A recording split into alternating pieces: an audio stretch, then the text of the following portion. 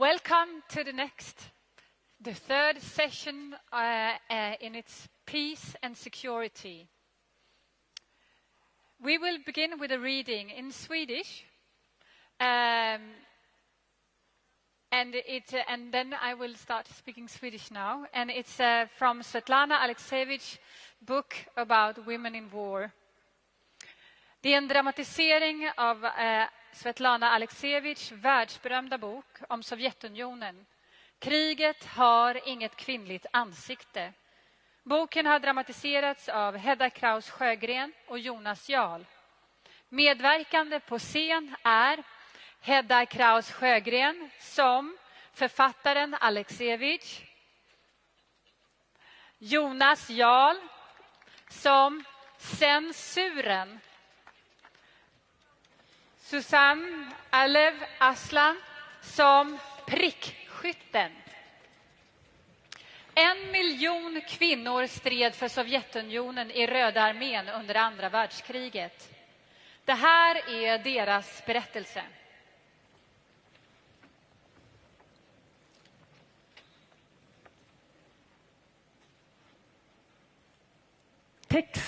Texter.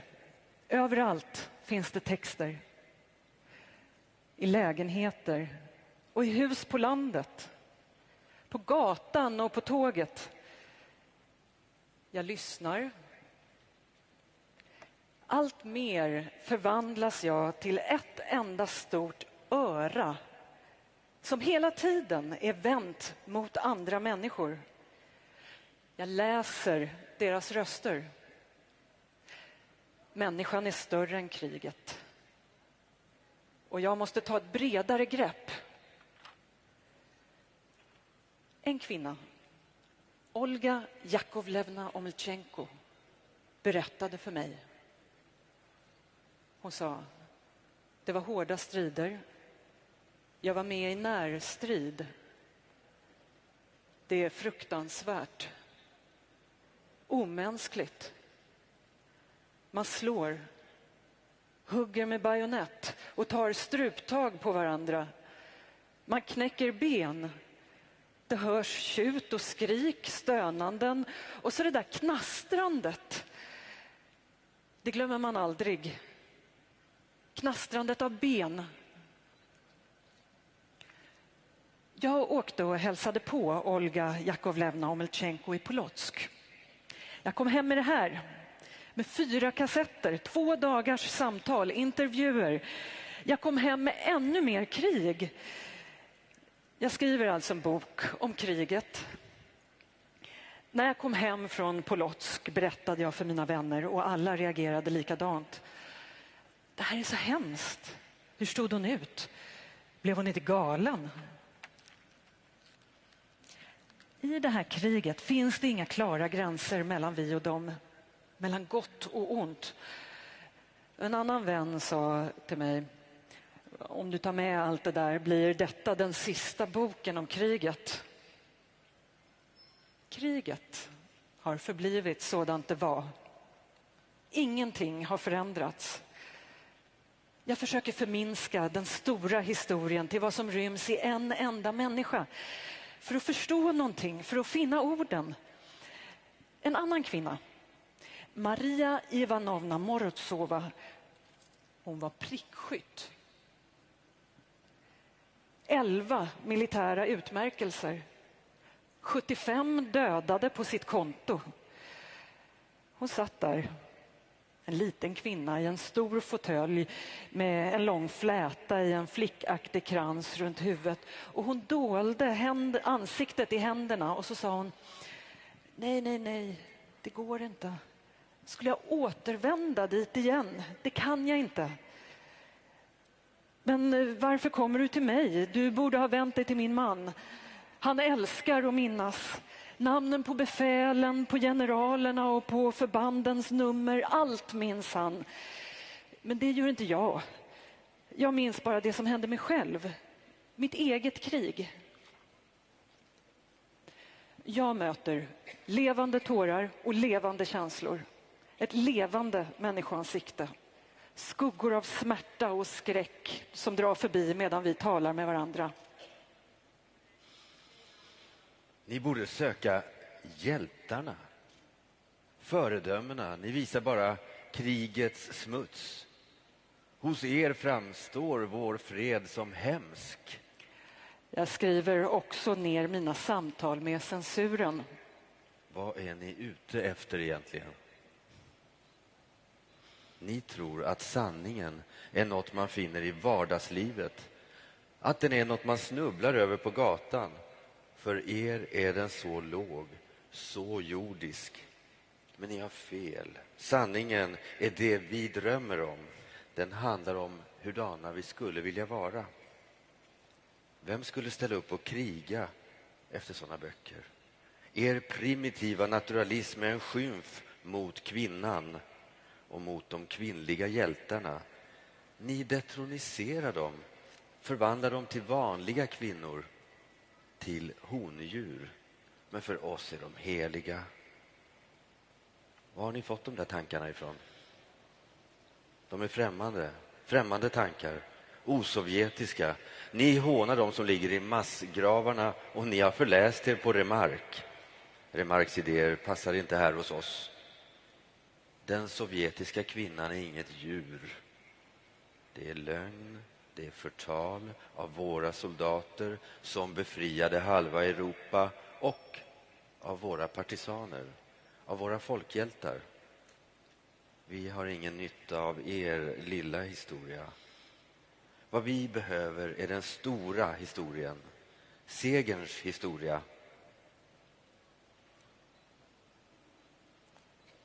Ni älskar ingen. Ni älskar inte våra stora idéer. Censuren var ständigt på mig. Bevakade vad jag gjorde. Jag hade själv börjat stryka i mina egna texter. Självcensur. Nu är det med i boken. Jag har satt in det i boken igen.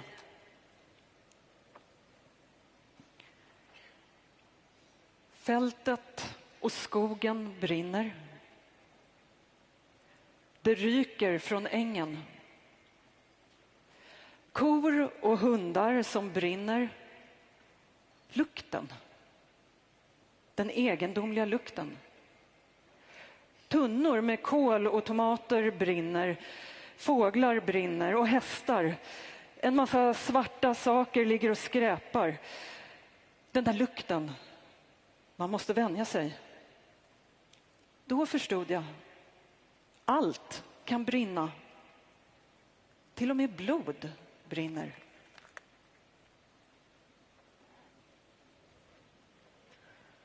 Jag minns bara det som hände mig själv.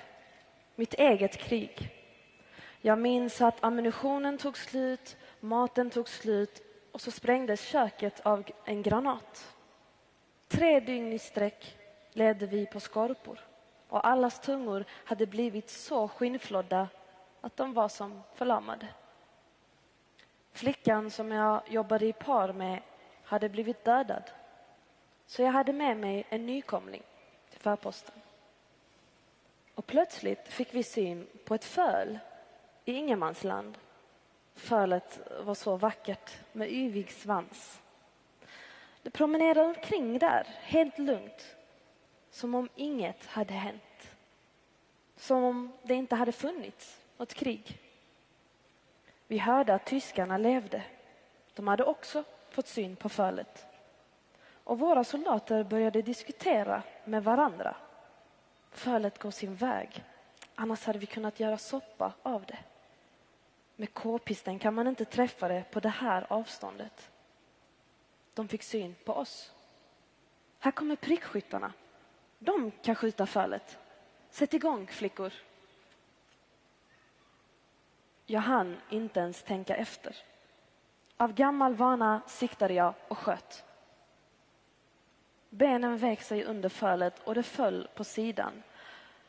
Jag tyckte kanske var det bara en hallucination, men jag tyckte ändå att det gnäggade till svagt. Det var inte förrän efteråt som jag började fundera. Varför gjorde jag så där? Fölet var så vackert och ändå dödade jag det. Jag såg till att det blev soppa Jag hörde hur någon snyftade bakom min rygg. Jag vände mig om och det var den nya flickan. Vad är det med dig? Frågade jag. Jag tycker så synd om det lilla fölet. Och hennes ögon var fulla av tårar. Oj då, så känslig man kan vara. Här har vi alla svultit i 3 dagar. Men du tycker synd om fölet eftersom du ännu inte varit med om att begrava någon. Försök att marschera 39 kilometer om dagen med full utrustning. Och dessutom hungrig.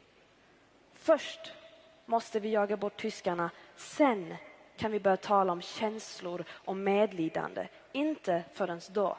Fattar du? Jag tittade på soldaterna. Alldeles nyss hade de ropat och uppmuntrat mig. De hade bett mig att göra det.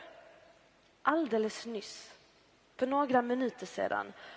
Och nu tittade ingen på mig. Det var som om de inte såg mig. Alla vände bort ansiktet och sysslade med sina egna göromål. De rökte, de grävde, någon höll på att slipa något. Och för mig fick folk gärna göra precis vad de ville. Varsågod och gråt. Skjut bara. Som om jag vore någon slags sadist som utan vidare skulle kunna döda vem som helst. Fast jag hade älskat allt levande ända sedan jag var liten. På kvällen kom de med kvällsmaten och kocken sa: det var mig en duktig prickskytt. Idag kan vi servera kött. De satte fram kokkärlen åt oss och gick. Men de andra flickorna satt bara där och rörde inte maten. Jag förstod vad det handlade om. Och gråtandes rusade jag ut ur jordkojan. Flickorna sprang efter mig och började trösta mig. Snabbt tog de sina kokkärl och satte igång att släva i sig. På nätterna pratade vi förstås med varandra. Ja, vad pratade vi om? Naturligtvis om hur det var där hemma. Var och en berättade om sin mamma och om man hade en far eller bröder som var ute i kriget. Och om vad vi skulle göra efter kriget. Om hur vi skulle gifta oss och så funderade vi på om våra män skulle älska oss. Kompanichefen skrattade. Oj, flickor, ni är söta allihopa, men efter kriget kommer ingen karl våga gifta sig med er. Ni är alldeles för träffsäkra. Ni kan slänga iväg en tallrik i skallen på en så att man dör.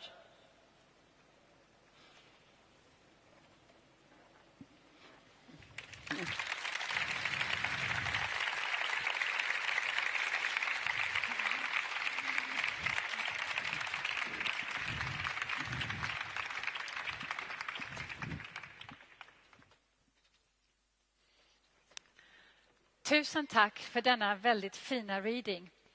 Det här är en del av en föreställning som har sin urpremiär på Nordisk Forum. På scen Stenhof klockan 16 och klockan 18 imorgon. Missa inte det. Now we will talk about peace and security. Important subject. Creating peace requires more than the absence of war. What is needed and how do we provide it?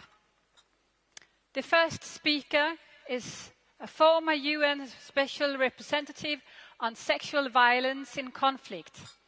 Please welcome Margot Wallström.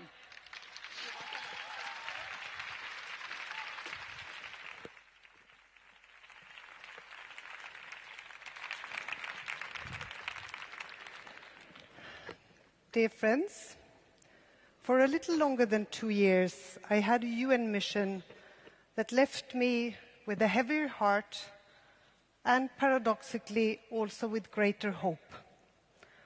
A heavier heart because I dealt with a war crime that is called the oldest, least punished and least known of all war crimes. Conflict-related sexual violence, rape and other forms of sexual abuse. But I also met all of these fantastic women that carry everything. In so many countries, they carry the responsibility for their families, they carry children, water, produced to the market, but they also carry the shame of having been raped. Not the perpetrators, but the women themselves. But they don't want to be seen as only victims of sexual violence. They are agents for change, as we like to call them. They want to play a part in their families and societies, in their countries and in the world. They pick up the pieces of their shattered lives. They give hope to their children and their families that things will get better, and they engage. So it gave me also more hope for the future. Today, I have come straight from London. Today, there will be more than 200 ministers gathering in London for a global summit on conflict-related sexual violence. If we don't use an opportunity like this in Malmö, where so many women, a majority of women, I guess, meet and discuss the future, then I think we've missed a historical opportunity. One of the most moving moments during this London conference so far was when Dr. Mukwege from the Panzi Hospital in Eastern DRC told us that when he built his hospital in '98, started a new hospital, he was hoping to do maternity care and to care for children, to cure illnesses and take care of diseases. His first victim was a young woman who had been gang raped and afterwards shot in the vagina. Her womb was destroyed, her pelvis was broken, and he was totally shocked by what he saw and what he has from then on had to work with. Not to try to cure illnesses or deal with maternity issues, but rather help these women that are victims of sexual violence. The one worse wounded than the other, and just over the few last months he has actually treated 10 children under the age of 5. I think that how come that all these strong women, and despite the fact that we've had ambitious UN resolutions since the year 2000, not more has happened? Why are women still absent in the peace and security context, in the negotiations, in the mediations, at the decision-making table all around the world? We have to hold politicians and political leaders accountable. So let there be a message from this meeting today, from the Nordic Forum, from women and men and others all over the world, that this is a global scourge that has to come to an end, that it can and must be stopped, that we will not allow more of conflict-related sexual violence. These ministers must also be able to say what they have done so far and what they aim to do, and I mean not just proclaim that they are for women, peace and security, but rather, will we see a woman special envoy for Syria, an Arab woman as a special envoy for Syria? Will we see that there is a rule that there will be no negotiation teams from the UN or any national country without women? Because the rule must be nothing about them without them. Will we actually see more women ambassadors? These ministers continue to appoint men as ambassadors. Will we see more quotas of women being represented everywhere, and especially, of course, on the negotiation and decision-making tables? Will we see these ministers take steps, bold steps, to address the root causes of war and conflict, for example, in the DRC? And that means conflict minerals as one of the actions that we expect them to take. What has our own ministers been doing? What about our Swedish ministers? Have they been active on that issue in the European Union? Have they fought for an ambitious legislation against conflict minerals? If not, I think we should ask for that. We should make sure that they are kept accountable for their actions, not only for nice words. And I expect them to take action, to say that it is time to move from words to deeds, also on the women, peace and security issue. And it is not a women's issue. It is a peace and security issue. This will continue to be one of the biggest obstacles to achieving lasting peace in so many countries, because sexual violence brutalizes a society.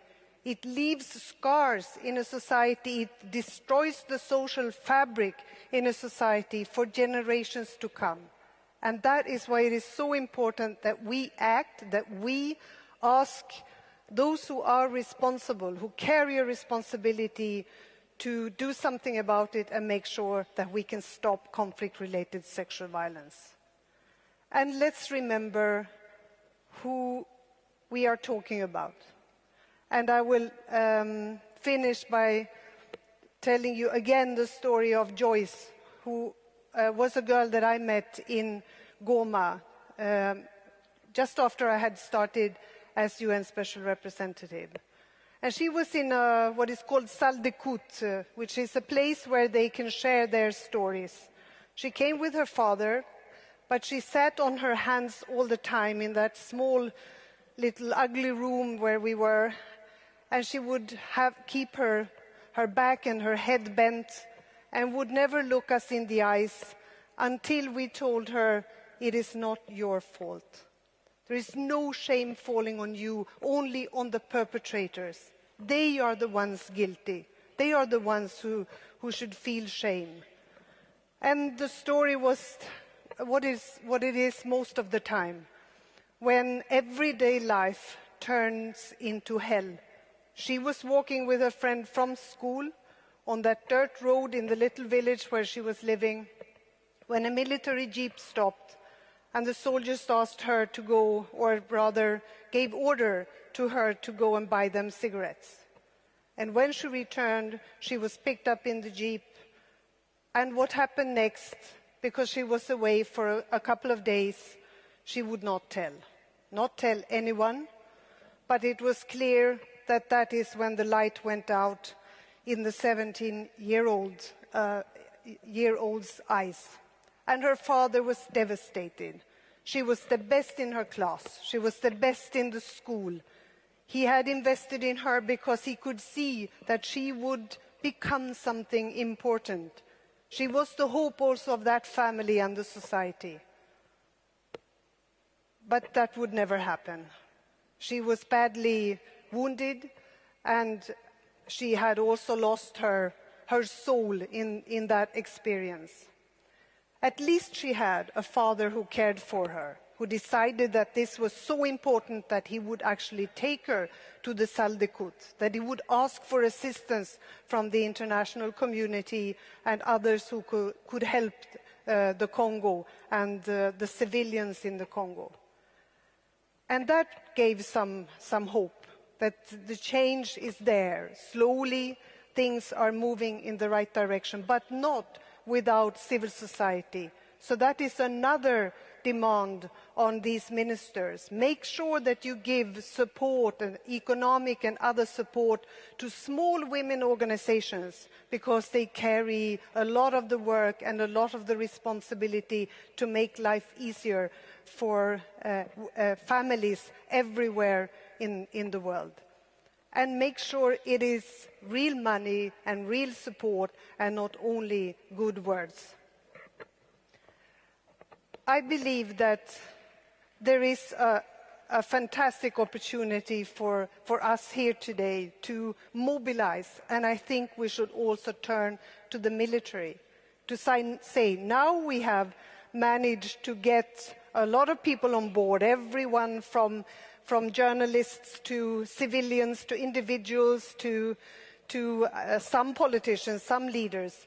But now it's time for the military leaders to stand up and say, and I don't mean retired military leaders, but commanders, to say, we will not let this happen under our watch. We will do everything in our power to stop this, because that is what will also send a strong signal in the national security forces and in the military and male world. Thank you for everything you are doing. I know you come from organizations that carry out a lot of hard work on these issues, and it depends on you. It depends on the continuous work and support from all of you. So good luck with everything you're doing. Thank you, and let's stop sexual violence. It's time to act. Thank you. Thank you very, very much. Tack. Thank you, Margot Wallström. I have tears in my eyes. Now we're going to listen to a speaker who is a General Secretary of the Women's International League for Peace and Freedom. Please welcome Josefin Karlsson.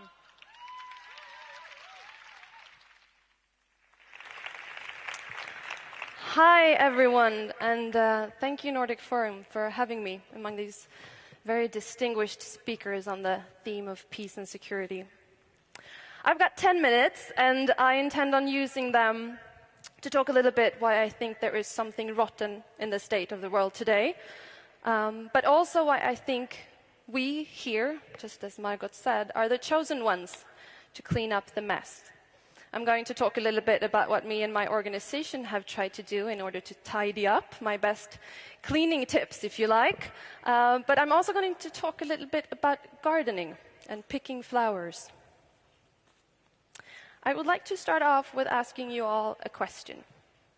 What makes me feel safe? What makes you feel safe?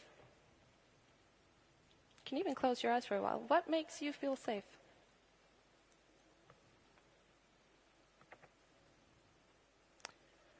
What I'm really asking you to do is to take your own life, your own experiences, your own security and safety seriously. One thing's for sure is that no matter where in the world you ask this question, the answer is most often the same. It boils down to our basic needs and our loved ones. I may be one of the younger speakers here, but I stand on the shoulders of many women before me. My organization turns 100 years next year. I'm the Secretary General of the Swedish section of Women's International League for Peace and Freedom, or IKFF as it's called in Swedish. And we've been asking this question for about 100 years. We've been asking questions that take women's lives and experiences seriously. And the answers we've gotten have been very much similar to what Margot just spoke of. It's been the story of another kind of war, another kind of armed conflict. But the war on women and women's bodies is constant. It doesn't only happen in wartime. Or as Cynthia Enlow, who's somewhat of my all-time hero, she's here at the forum. You should take every opportunity you can to listen to her. As she says, militarization happens in peaceful societies. Militarization happens in peaceful societies. So, what is militarism? I'd say it's a process of normalization, of how we think of power, of how we think of violence. Or again, as Cynthia puts it, it's a bouquet of everyday thoughts. We stop reflecting over the fact that our government, in my case the Swedish government, spends billions and billions now on developing a new fighter jet. At the same time, outside here in the square, we have an uproar among midwives saying that our workload is too big. We actually fear for women's lives here in Sweden giving birth.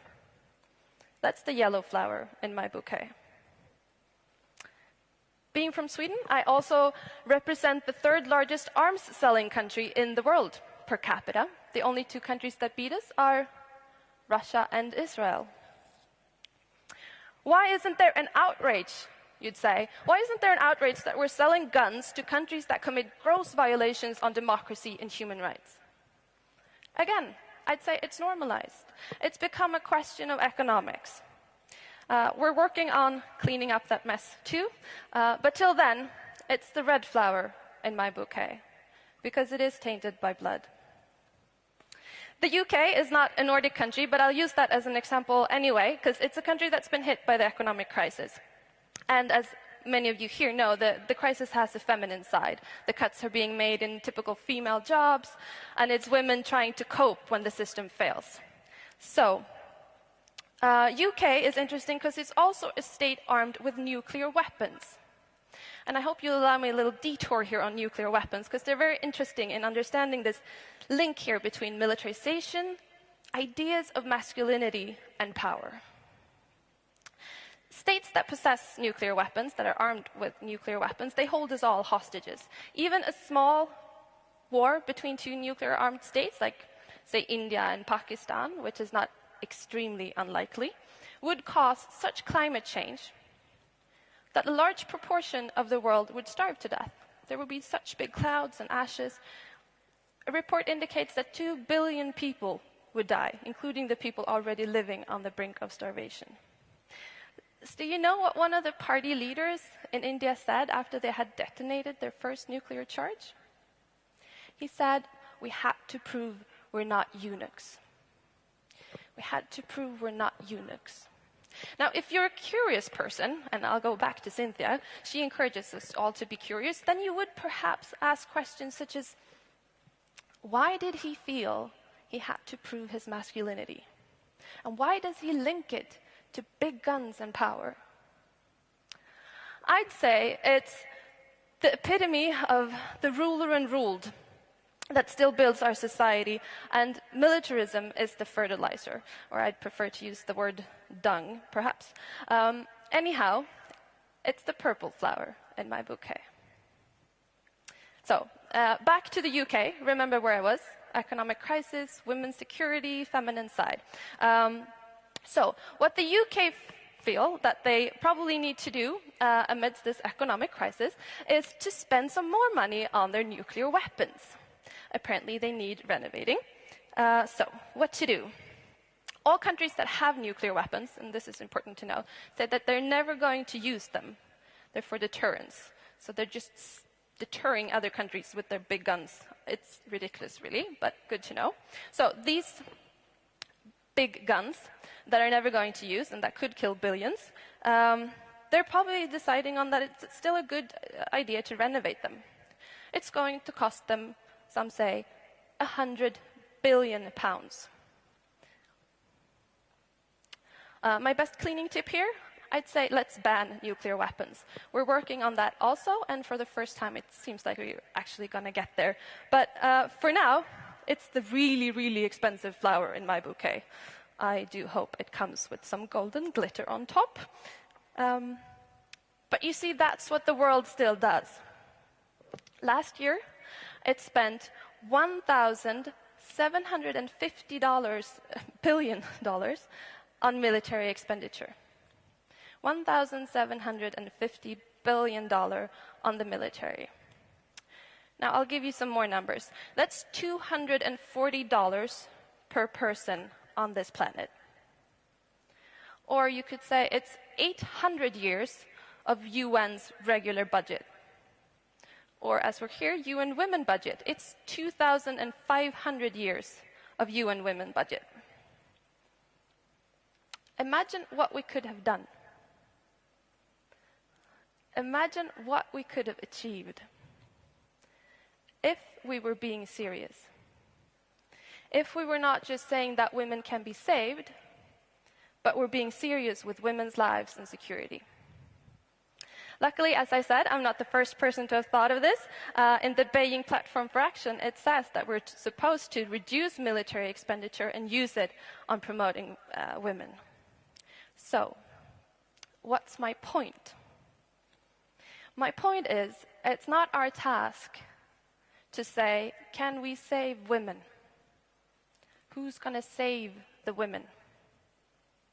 Our task is to say, change the system. We don't need saving. We need the system to stop being so militarized and naive. We are the realists. It is possible to prevent armed conflict. It is possible to prevent armed conflict. It is possible to stop violence against women. It is possible to end poverty. It would take a fraction of what we're spending on guns. It is possible to bring climate change to a halt. What I'm saying is it's possible to change the world.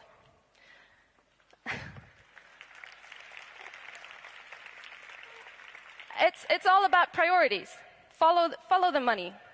And that is not naive, that is what's realistic. What is naive is still building our global and local security system the same way we've done for the last couple of 100 years. The whole Game of Thrones things, it's not working for us.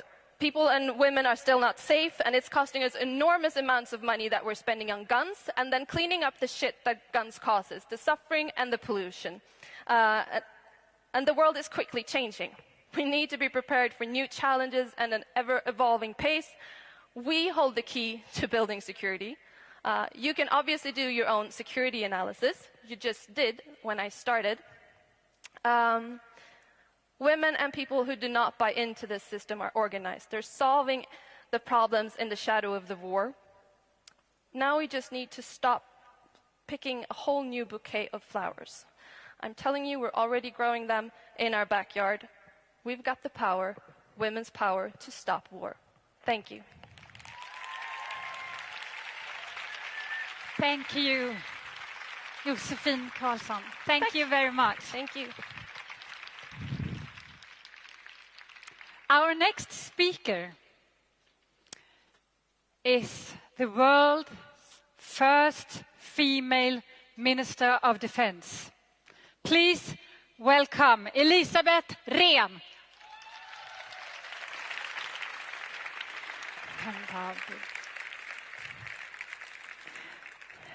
Of course, I should be ashamed now after Josephine's speech, but I'm not such a bad person, and I hope that you can understand this too. It's a true pleasure to continue from what Margot and Josephine said just before. I will very much talk about justice, the rule of law, because that is very important for us women, especially. In wartime and trying to solve the conflict, we very often say, and that's quite true, there is no peace without justice. And that looks so clear to all of us and should be too. But I have been talking with a lot of men, lead mediators in different negotiations, and they tell me that it's more important to get the peace than justice, that justice can come afterwards when we have time for that. I don't agree, but I can well understand if you look on the situation, is it doable when the warlords are sitting there around a table negotiating? Why would they then agree to skip amnesty, skip impunity? Because then they know that they will spend the rest of their life in jail. So it is quite tricky, and that shows so clearly that we should definitely not have the warlords around the table. There should be sitting women who have gone through the wars, who have been victims, who have kept the households alive, the families alive during the conflicts. And they are those who should be around the negotiation tables, together with some smart people and men. We certainly will find them too. It's very important that we have in national jurisdiction also applied the international criminal law. The legislation should be the same and legislation altogether. And that must happen much before any kind of conflict, because then it's too late. So many countries still don't have the same rights for women, for land ownership, property ownership, and that means that you are always in a little bit weaker position, and very much weaker position. And are we sure about that when a girl, a woman, a boy has been sexually abused, but especially the girls, is the police really believing her, or is there a little bit of doubt that didn't you want yourself? And that goes for our Nordic countries, by the way, too. So we must have a police force with many women included in the force that really listens, investigates. We must have a court system that also is fair and with professional judges, prosecutors, counsels that take women's needs into account and understands them. We have to pay a special care for witnesses. I have been called a couple of times to the International Criminal Tribunal of former Yugoslavia, and I felt like the worst criminal sitting there with all the counsels and all the evil people who ask me terrifying questions.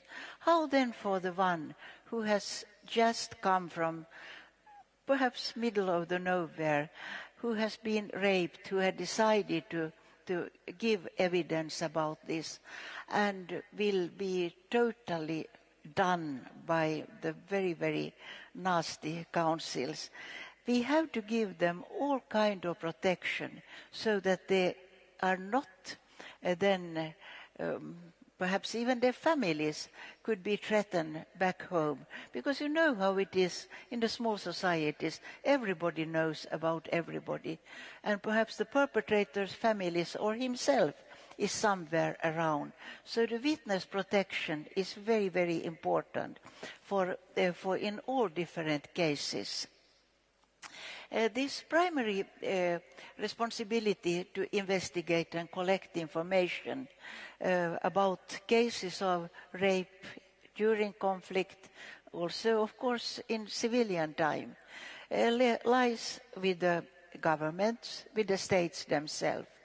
But when we are coming to the real bad, terrifying crimes, like war crimes, like crimes against humanity, genocide, the case can be moved to the International Criminal Court. And that is, of course, good that there is a possibility for this. And these are the very grave cases that are now in The Hague, in some way, proceeding quite slowly, but no. Inside this system, there is also a trust fund for victims that I have been having the honor to represent the Western world in the board of directors for this trust fund for victims. And we have been really able to help people who have been the victims of these atrocities. It can be child soldiers, it can be bushwives who have been kidnapped, 9, 10, 11-year-old, who have given birth to the warlords and the gangs like in northern Uganda or in DRC. And it's fantastic to see how much you can achieve by trauma counseling when they are in groups and find that I'm not alone. There are others who have gone through exactly the same, and sooner or later we will manage. Of course, we can also give them help to livelihood, to education, and also physical support. You know, it has been very popular, especially in northern Uganda, Joseph Kony's groups, that you just mutilate the woman after the rape. You take your jungle knife and cut off the nose and the ears and the lips, and there you can have a plastic surgery so that they at least can in some way survive. It's very important when I'm talking of witnesses and victims that we never should mix them up and mess this situation. For the victims, when we want to support victims, they must be quite anonymous. Those NGOs who are implementing our projects, they can also be just there somewhere behind. Because if you start to demand that the victims also should stand witness on trials, the whole situation is changing and they can be in big danger. I'm always looking at positive things, that there are positive things are happening too. A couple of weeks ago I was invited to Croatia, to Zagreb. The Minister of Veteran Affairs has understood after 20 years in the Balkan War in the beginning of 90s, how many women were sexually abused. And now he is preparing a law that gives now afterwards a compensation, perhaps even a veteran pension to women who have been found that they were sexually abused in the siege of Vukovar, in all these terrifying things. And he was very firm about no ethnic diversity. You can be, if you look at that part of Europe, it can be a Serb, a Croat, a Bosniak, but you have been a victim and you should have then your compensation. Women are definitely needed in decision-making processes. And we have good results from the Women's Situation Room in West Africa, where UN Women, together with Femme Africa Solidarité and Angie Brooks and whoever, just started with at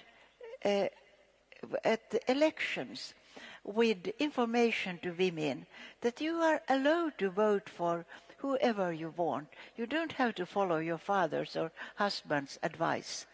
And also prepare them for the voting, to take care of that there is a network with police that ensures the safety of women when voting. And this has had absolutely wonderful results in Senegal, in Sierra Leone, Kenya even. They have got calm, and in many other places. Women must mobilize in small things, but to do something for the democracy. And then I would like to finish with my favorite example nowadays. We just had the memory of 20 years from Rwanda, and that's nothing nice. But instead of just crashing to nothing, Rwanda, with 800,000 killed people, mostly men, 500,000 sexually abused, raped women, everything was crashed in the society. Bureaucracy, and that's something good, that it's crashing, but there were no professionals, nothing. And the President Kagame can be accused for a lot of things, certainly, but he understood that to build up a nation needs both men and women. And now they have an economic growth of 8% yearly, and women have the majority in the parliament and are as many lawyers in the high court as men. That's a good story. Thank you. Thank you. Thank you. Thank you, Elisabeth Rehn. Our final speaker in this session is an executive director at Collective for Research and Training on Development Actions. Please welcome Lina Abu Habib. Thank you. You got the name right. Thank you.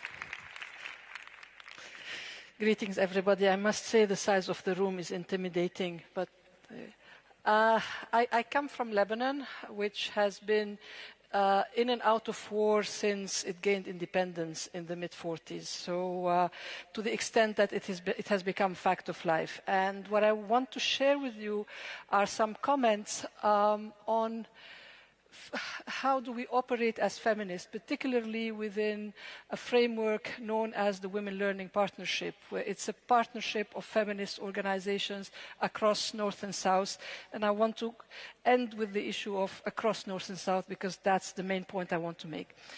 So essentially, what is it that is important for us? What is it that we think works in a region, and I'm not going to talk only about Lebanon, I will talk about the Arab region, in a region where basically nothing is working anymore. And when I say nothing is working anymore, particularly since 2011, 2010, 2011, well, first of all, the role of the state as, in principle, a guardian of entitlements and a body that is supposed to secure rights for women and is supposed to make sure that women can access their entitlement, is virtually non-existent. What remains, what is left, is a policing role.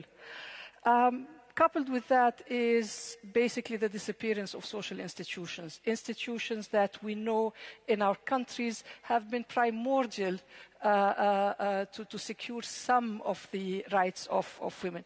Against this, what is rising, what is becoming stronger are actually, as you know, religious institutions. Religious institutions which are at the same time responsible for the erosion of the rights of women. Of course, I know the stereotype that perhaps women in the Arab regions have no right. Well, actually, I would like to qualify this. I would like to qualify this by saying that what women in the region are fighting for now are the basic rights to vote, to education, to health, to work, to bodily agency. And of course, what our colleague just spoke about, the amazing, overwhelming militarization of organized groups that are not organized, and of individuals themselves, the militarization of communities, of civilians. But nevertheless, the key challenge is perhaps the fact that religious fundamentalism, religious extremism have become mainstream.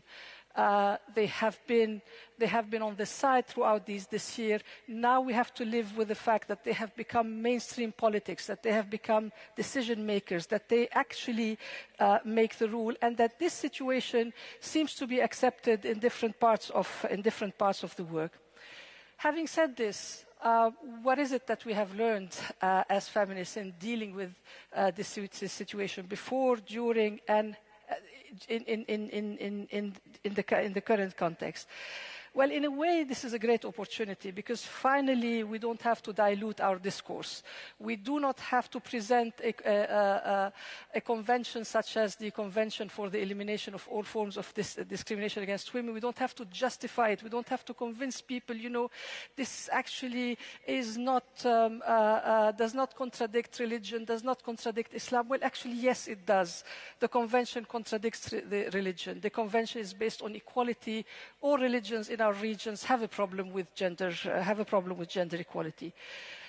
What we have learned is to avoid distraction, and by distraction I mean all forms of distraction. Thinking about, is there a special feminism that works for the Arab region?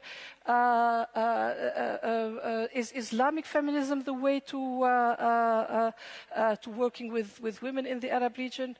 Well, this is a distraction. This is a distraction because it comes from the point of view that there is such thing called Islamic exceptionalism, that Muslim majority community are different from others, and there's only a certain level of rights and dignity that they can aspire to, but not any further, not to the way that they can be equal to anybody else.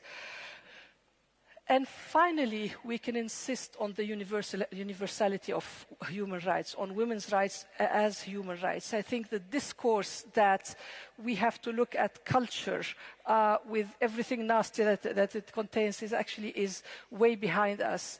Finally, we can work from a standpoint that our framework are international conventions, our framework is the universality of human rights, and not whatever is accepted by culture. But the point here that I want to make is actually understanding that our problems are your problems, that the problems of fundamentalism and extremism and religious extremism in the Arab region is also a problem in the West, is also a problem in Nordic countries. And I want to just remember a friend of mine, a feminist from Algeria, who during the terrible years of terrorism in the 90s in Algeria, where the Islamic fundamentalism were raping women, were killing women, were slaughtering women. Everybody else was looking the other way.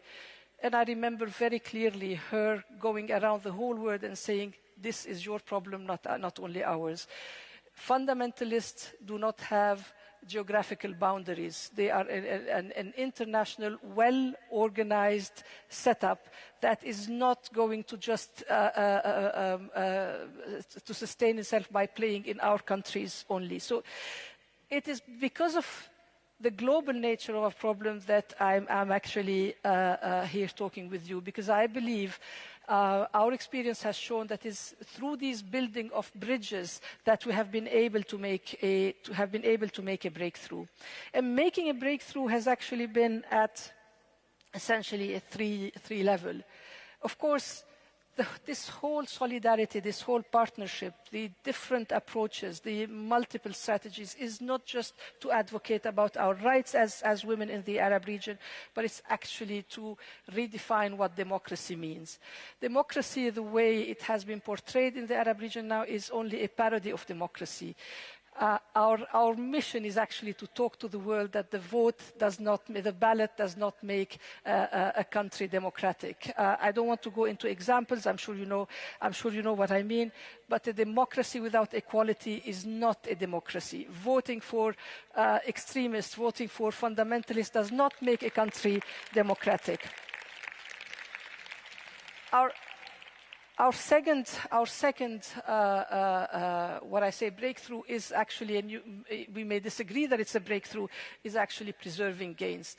The fights that are taking place now in order to force some of the countries, some of the Arab countries in transition to withdraw from a convention like CEDAW are actually very dangerous. Our struggle has been to maintain our commitment, even if this commitment is not translated into realities on the ground, but at least make a point that we are still committed to CEDAW and we are still committed to International Convention for Women's Rights. And lastly, and more importantly, is bringing back the human rights language. Since 9/11, the human rights language has eroded. It has become meaningless. When people talk about it, it's as if they're ashamed. And our contribution is to bring it back forcefully, bring back the language of human rights forcefully. And I would like to end, every time we try to talk to sisters in the North, particularly in the United States, people get, emotional, and our American sisters keep asking, well, what can we do? And the first thing we tell them, first of all, don't interfere, because you have a very bad track record when you interfere. Doesn't make things any better. But what you can do, and what you can do really meaningfully, is why don't you go and do the same that we do, which is lobby your government to sign on CEDAW, because this is what will give you legitimacy, that you do this kind of work in your own country. And I would beg each one of you to actually. I don't want to sound like I'm proselytizing, but actually to hold your governments accountable. As our sister said from WILF, to hold your government accountable for money going to organizations that do not respect human rights, that actually violate the rights of women on a daily basis, that you actually find out what is really happening. I'm telling you, when I hear the news in the West about our region, I don't recognize our region. Most of it, if not all of it, is actually science fiction. There are different sources of information. All of us need to be on the same wavelengths because, as I said, the fundamentalists, our fight against the fundamentalists, our fight against the extremists is also your fight. They're not located only in the Arab region. They are all over the place. And on this, I would like to thank you for listening.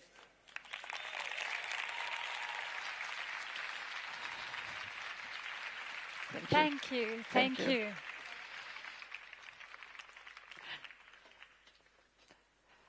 Now we have 10 minutes break. And after the break, we will have our last session here, and it will be about climate and sustainable development. Please come back.